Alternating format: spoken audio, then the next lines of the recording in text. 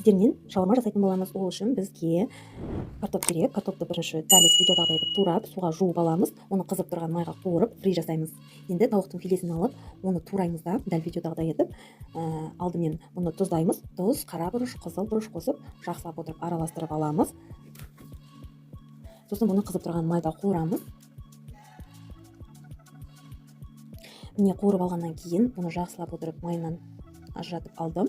Енді біз помидорды жұқа етіп тураймыз. Достар, біздің каналға подписация етіп, және қоңырау белгісін басуды ұмытпаңыз. Енді біз қиярды дәл видеодағыдай етіп турап алдық.